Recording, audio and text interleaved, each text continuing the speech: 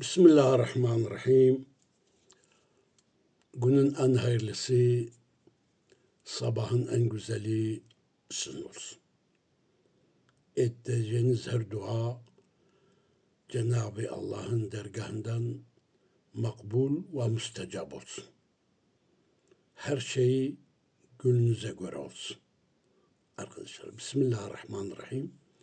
Özelliklerini, faziletini saymakla bitiremiyoruz. Bugün yine Bismillahirrahmanirrahim'den bahsedeceğim. Evet, Bismillahirrahmanirrahim'le yapılan duaların makbuliyeti, müstecabiyetini. Şöyle diyor, Ahkamül Kur'an, yani şu kitap, bu kitabın ismi Ahkamül Kur'an'dır. Diyor ki, bir kadın çocuk doğururken çok sıkıntı çekiyorsa, zorluk çekiyorsa, ki bazı kadınlar öyledir. Doğum esnasından çok zorluk çekiyorlar. Kolay kolay doğum yapamıyorlar. Öyle bir durumda o kadın bir su üzerine 50 defa Bismillahirrahmanirrahim okusun ve o suya üflesin ve içsin. Veyahut birisi 50 defa Bismillahirrahmanirrahim okuyup o suya üflesin ve o suyu doğum esnasında zorluk çeken kadına içtirsin. Evet.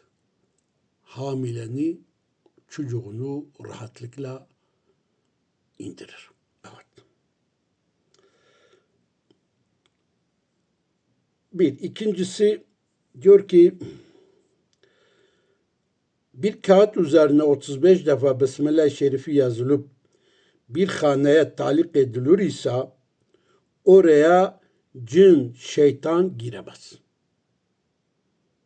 Dikkat edin. Bir daha tekrar ediyorum. Bir kağıt üzerine misk ve safranla 35 defa Bismillahirrahmanirrahim şerifi yazılıp bir haneye, bir eve, bir dükkana, herhangi bir mekana, depo, mahzen vesaire. Evet. Asılır ise oraya cin, şeytan giremez. Ve orada bereket artar.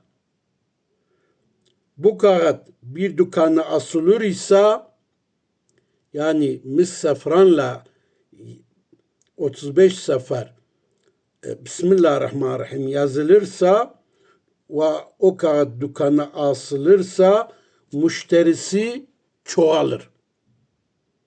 Kes ve kari faydası tezid eder. Yani çoğalır. Düşman ve hasutlerin tesir nazarından korunmuş olur. Nazardan, hasaddan, sihirden korunmuş olur. Bismillahirrahmanirrahim bereketi sayesinde. Evet. Tekrar ediyorum arkadaşlar bu konuyu. Bir kağıt üzerine 35 defa misk ve safranla bir kağıt üzerine Bismillahirrahmanirrahim yazılır. Bir haneye asılır ise o haneye, o eve cin, şeytan giremez. Evet. Ve orada bereket artar. Bu kağıtı bir dükkana asılır ise müşterisi çoğalır. Kes ve kari tezid eder.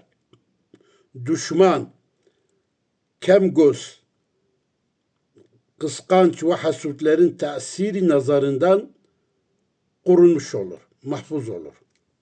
Evet arkadaşlar. Bismillahirrahmanirrahim. Özelliklerinden bugün de bu kadar. Kafanız karışmasın, az ve öz söylüyorum. yarın yine Bismillahirrahmanirrahim hayır ve bereketlerinden bahsedeceğim nasip olursa. Bismillahirrahmanirrahim. Hayır ve bereketi üzerinize olsun. Ailenizin üzerine olsun. Çoluk çocuğunuzun üzerine olsun. Rabbim Bismillahirrahmanirrahim'le korusun. Bizi Bismillahirrahmanirrahim bereketinden mahrum etmesin. Amin ve elhamdülillahi Rabbil alemin.